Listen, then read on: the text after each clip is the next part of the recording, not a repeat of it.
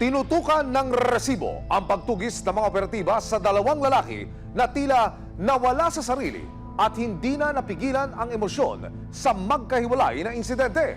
Ang kanilang mga weapon of choice, kutsilyo at baril. Ang karasang nagawa, bunga raw ng bugso ng galit? Paano kung habang naglalakad ka sa karaniwan mong daan papasok sa trabaho, biglang may makasalubong kang lalaki na may hawak na kutsilyo at naguramentado? At habang papalapit, akmang sasaksakin ka na, naku po! Ganito ang eksenang naabutan ng mga nag-aabang ng masasakyan sa kahabaan ng Barangay 95, Caloocan City. Sa cellphone video na kuha ng isang motorista, makikita ang isang lalaking may hawak na kutsilyo. Nakakatakot naman yan, Oo, uy! Ilang sandali pa, kumaripas ng takbo ang lalaki at inundayan ng saksak ang ilang mga tao sa kalsada.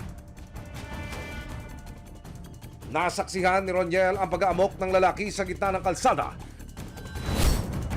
Mga naghihintay ng sasakyan, sinundayan niya ng saksak. Kasi po mga kababayan, siyempre takot. Nang subukan daw pigilan ni Roniel ang nagwawalang lalaki, Sinundayan niya na ako ng saksak. Siyempre, laban ko nung protektahan ko po yung sarili ko para sa kaligtasan ko. kasama ang mga opisyal ng barangay na unang rumesponde sa insidente, binalikan ng resibo ang pinangyarihan ng pag-aamok. Ano po kasi yun 8 to 8:30 po kasi ma'am, kasi talagang pasukan po ng mga magtatrabaho. Uy! Lumagpas pa po siya doon. Paliko na lang po siya ng simbahan, langjap, pababa na ganun.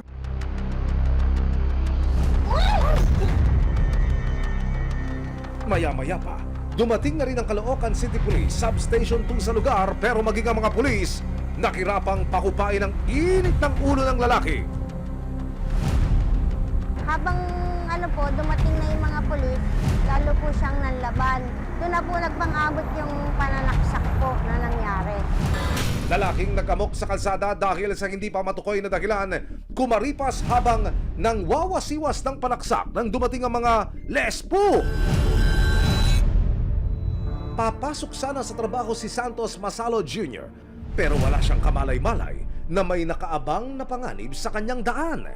Meron akong nakita na may nagwawala po yung lalaki. Nakita ko po yung kapitbahay po namin na nambagan ng saksak po.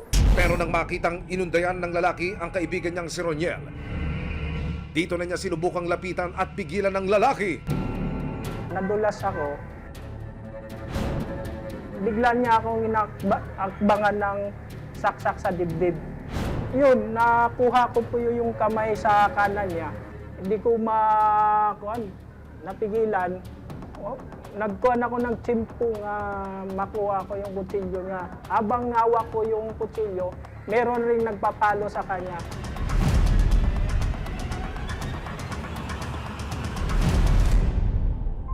Dahil sa pangyayari, nagtamo si Santos ng mga sugat sa mga kamay at balikat. Ito po, natanggal yung kuko po. Tama sa kutsilyo, pati dito ko sa balikat ko po, may tama rin yan. Kung hindi ko naagapan yun, patay ako. Pero hindi pa pala natatapos sa mga residente at saksi sa pagsukol sa lalaki ang ganap. Amok turn to Kuyog real quick. Yan! Yan! Ayan! Tama na! Warak na ulo! Nang pagtulungan ng mga residente, agad nilang naibigay sa mga pulis ang lalaki. Bago dalhin sa presinto, isinugod muna ang suspect sa ospital para gamutin ang kanyang sugat sa ulo na nakuha mula sa pagkuyog. Napag-alamang Art de la Cruz ang kanyang pangalan. Yes, base po sa nakuha namin na information, palaboy po talaga yung suspect. So hindi po siya nakatira doon sa barangay na yon. Dalawa ang inosenteng mga biktima na sinaksak ni Art. Nakaharap siya sa kasong frustrated homicide. Papasok po siya sa frustrated homicide kasi nakumpleto niya yung element, kumbaga na gawa niya yung pananaksak, nakonsume niya yung act ng krimen. Nabuhay naman po yung tao. 3 araw matapos ang insidente, nakapanayam ng resibo ang suspect. Ang depensa niya para sa pananaksak at pag-aamok. Nandilim daw ang paningin niya nang mapansing masama ang tingin sa kanya ng mga nakakasalubong niya. Pababa ako, may nakita ko isang tao. Medyo napasama yung tingin niya sa akin. Bigla rin namang paglingon ko parang tumangat yung mukha niya. Iwan yung tingin ko sa kanya. Kaya ganun ang nangyari. Si Art may gusto pang sabihin sa kanyang mga nabiktima. Sa mga nasaksak man na disgrasya ko para mapatawad niya ako, humingi ako ng sedya. Patawad tao lang naman ako. Nabugso lang naman sa damdamin. Doon sa dalang problema. Tawagan niya na sana ako. Sakaling hatulan ng korte na nagkasala, nakaharap si Art sa 20 taong pagkakakulong. Susunod, ang mainit na away sa pagitan ng dalawang parking attendant na uwi sa pamamaril. Tatlong most wanted na magkakaibigan nasa likod daw ng isang pinakalat na kasuklam-suklam na sex video. Dito po nakita yung bitsin na ginamit po kung saan nahilop yung biktima. May ebidensya, resibo, walang lusot ang may atraso. May aksyon, may ebidensya, resibo, walang lusot ang may atraso. Umaga noong 9 ng Nobyembre, natagpo ang patay ang 43 anyos na biktimang si Michael Navarro dito sa kabaan ng Maria Rosa Street, Ermita, Maynila. Sa investigasyon ng Manila Police District, lumalabas na itinumba ang biktima matapos niyang makaalitan ang kapwa niya parking attendant. Sa Maynila, ang mainit na away sa pagitan ng dalawang parking attendant na uwi sa pamamaril.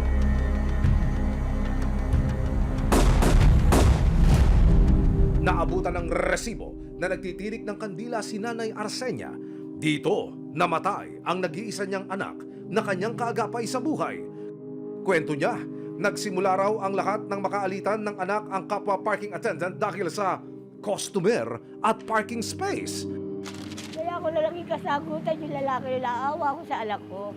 Ako kaaway niya, anak ko lang napagbalingan niya. Sa patuloy na pag-iimbestiga ng resibo sa kaso, ibinahagi ng Manila Police District o MPD ang closed-circuit television o CCTV footage ng pamamaril kay Michael.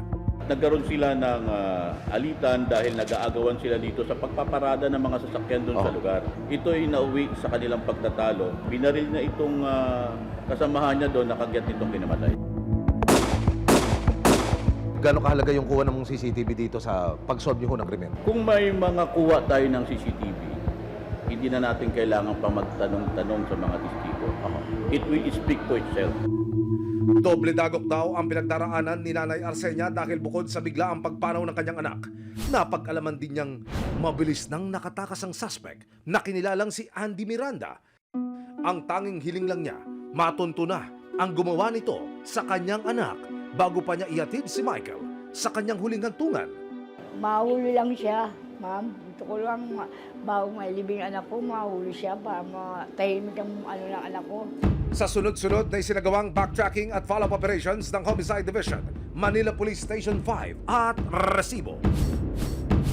November 12, 2024, natuntun din ng mga otoridad ang huling lokasyon ng suspect. Agad rin tayong nag-conduct ng CCTV backtracking. Nasundan po natin siya kung saan siya tumungo.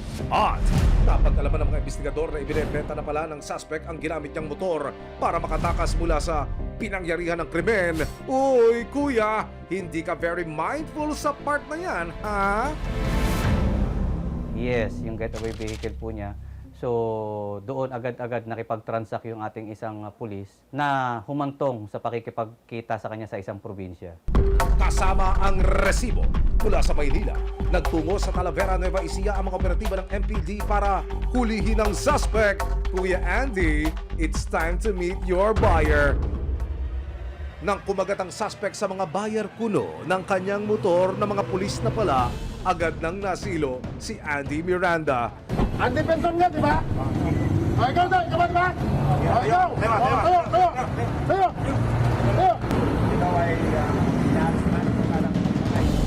Dahil sa pagkamatay ng biktima, naharap si Andy sa kasong murder.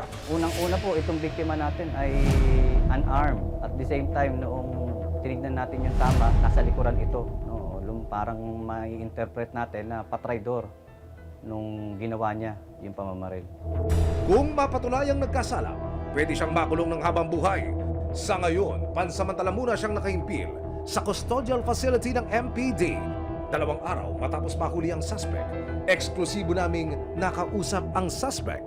Meron kong panawagan ba sa pamilya nitong biktima kung sakali? Sana po mapag-usapan namin yung mapagkasunduan na maayos. Ayusin na rin po ito. Dahil hindi ko naman po kagustuhan yun.